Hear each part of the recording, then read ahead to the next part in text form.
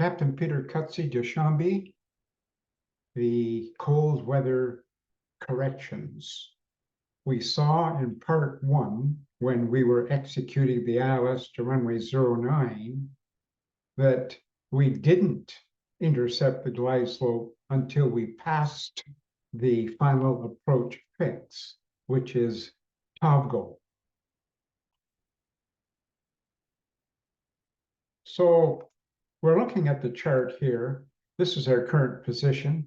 We're following the routing from Ruxum, but we'll go on vectors shortly for the ILS. So Tavgo should be at 5860 for all intents purposes, 5,900 feet, and we are currently at 5,900 feet.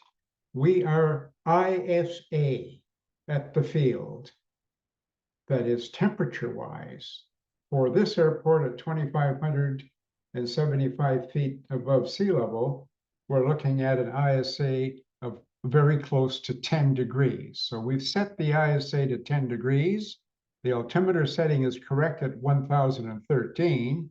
So in fact, what you're going to witness now is we will intercept the glide slope at Tavgo, not beyond Tavgo. So that's what I wanted to show you, why it's important to make corrections. So over here, we'll also have a look at the height of terrain under Tavgo. This is a Google Earth presentation of what I've designed for an airline in Russia, circling to land.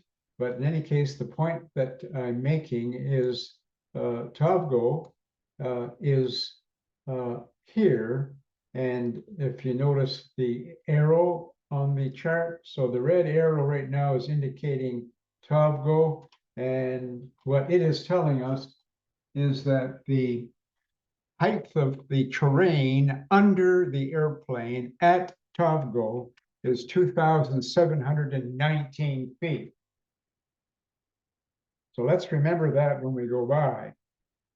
In fact, on a 3-degree glide slope, we should be 2,500 feet radio altimeter alive, 2.8 nautical miles, 2.85 after passing Tavgo. Okay, so let's go back to the sim. Back in the simulator, and we are dynamic.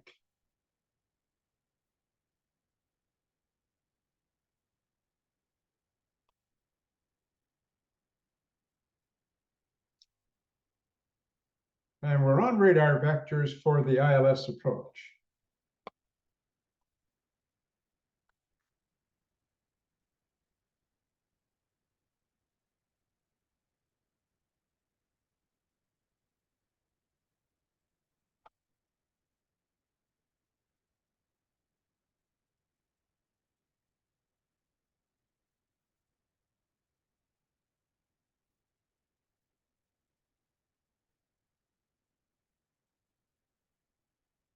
We'll configure to flaps 1.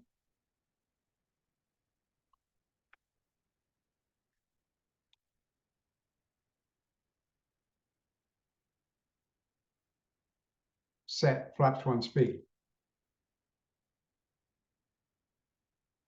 We'll configure a little early to flaps 5 because I'm by myself on the flight deck. Flaps 5.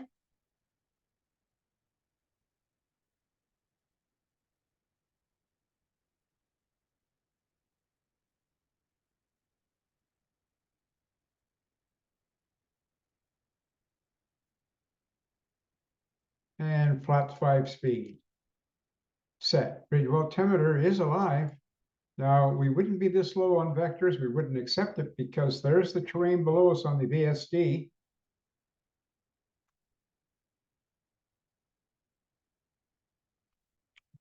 And 11, so it's very important to be monitoring. Pull up, we're visual, we're going to carry on. All right, and that's acceptable.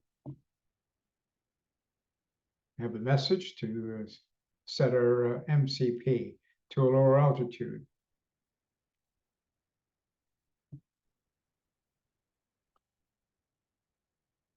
Now, remember, I'm going to freeze the simulator for a second. In part one, when we were looking at the VSD, I don't know if you noticed or not, but because we hadn't made corrections to the altimeter, the VSD didn't give us a good indication.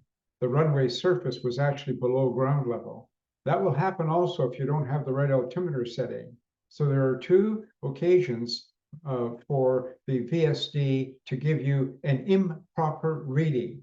So we'll have a look at it this time at ISA, and the surface of the runway should be sitting on the surface of the ground as we go by. All right, let's cut us loose here, and we'll turn for vectors.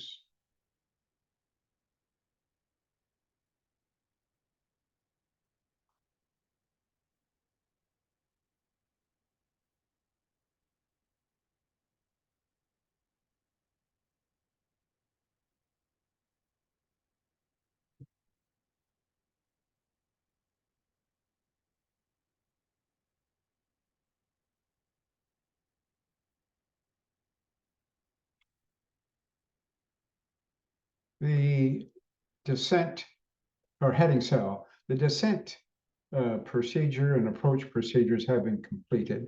Altimeter 1013 and the baro set at 2775 for the ILS to runway 09.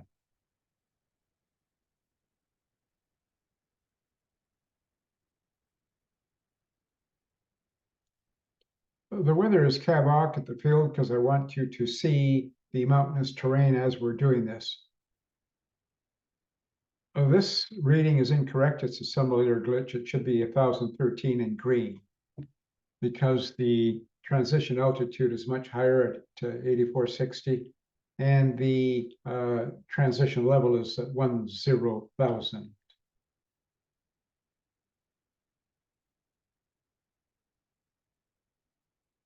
IFN 086 identified. The ILS scales are in view for the localizer and for the glide slope. We've been given a heading of 040 for the intercept. We have now been cleared after intercepting the localizer, cleared for the ILS to runway 09 at Dushanbe.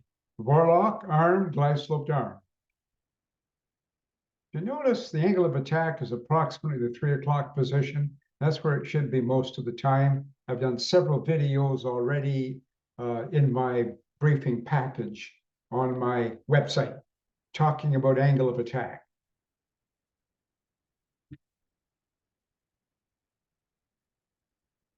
I'm going to freeze the simulator for a moment here.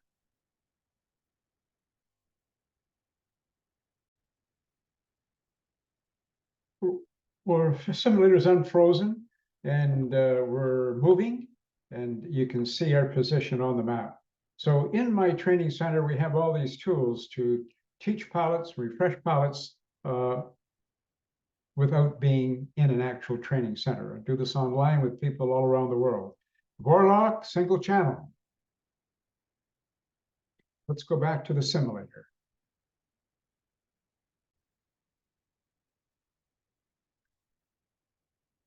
We are on the localizer, and we are sharing with you. We're in the simulator, and I'm going to go over to the other screen just for a moment. You can see our position on the localizer. We're coming up to the top of descent point here at Tobgo. So the map is reflecting exactly where we are. So, and that is top of descent. So at ISA conditions, we should intercept the glide path. Let's go back to the simulator. All right, so we are back in the simulator and sharing that with you. And the glide slope is just becoming alive now. Gear down, flaps 15, and speed brakes armed, and set flaps 15 speed. Disregard the amber, that should be green. It's a simulator glitch in the software. And we're just about to intercept the glide slope, at which time we'll select landing flap. And today that's flaps 30. We're just about at Tavgo, so flaps 30, set VREF 30 plus 5. There's glide slope capture, and we'll set our speed. VREF 30 plus 5 is 152. 137, 142. All right, let's just freeze the simulator. There we are on the glide slope, and we've just gone by Tavgo. So now we know the importance when we're not ISA temperature and we're far from it. You follow your company SOPs to what reference and when you should start applying temperature corrections. And so you're looking at a great example today. And one thing I'm going to do now while we're frozen is bring the VSD up. It didn't come up on the pop-up because of the program. But if you have a look at the VSD, the end of descent is right at the runway. Well, that's where it should have been. In video number 1, go back and watch it again and have a look. You'll see that that runway on the VSD is actually below the terrain. Well, that is a clue again that something was wrong. And it can be one of two things. It can be the altimeter setting may not be correct, or it can be that you did not do your corrections to your altitudes. So it's important to be using the VSD, the barrel altimeter, and the radio altimeter. They're all telling you a story. Right, let's unfreeze the simulator and have a look outside.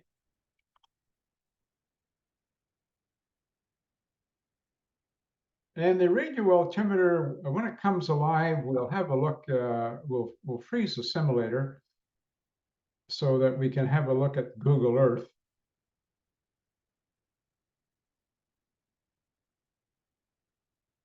And of course, we should have selected the missed approach altitude. Let's go ahead and do that now. We're busy talking here.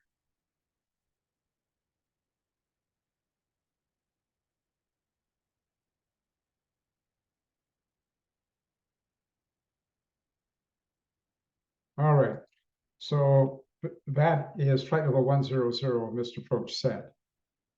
All right, radio altimeter is alive. And let's just have a look at where we're actually at. We are roughly 2.85 miles inside Tavgo. And if the surface was flat between here and the runway, that's when the radio altimeter should come alive. All right, let's go to a night scene so we can have a look at the poppy again.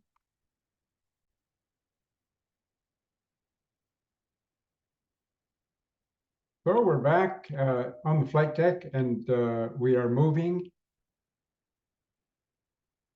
We'll go down to minimums and freeze at that point. So under ISA conditions, this is what you would see. Now, flight training, in your flight training, it's important that when you go by any final approach fix, regardless of whether you're doing an RNAV approach, an ILS approach, any other kind of non-precision approach, it's your last chance to make sure that you are where you should be laterally and vertically. And if you're not, you go around. So what we've learned in part 1 and what we are learning here in part 2 is the importance to make corrections to your altimeter under cold weather conditions.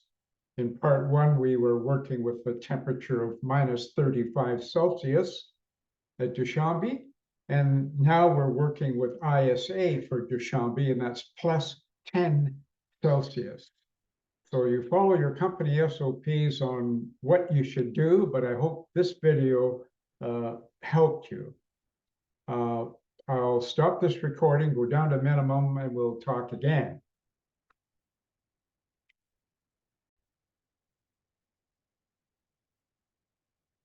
Okay, 100 above, or whatever your SOPs say for your call. And we're on the poppy, we're looking great, and minimum. So there we are, and look at our height. Well, what do you know? 200 feet. Thanks for watching. Enjoy your flying. Stay professional.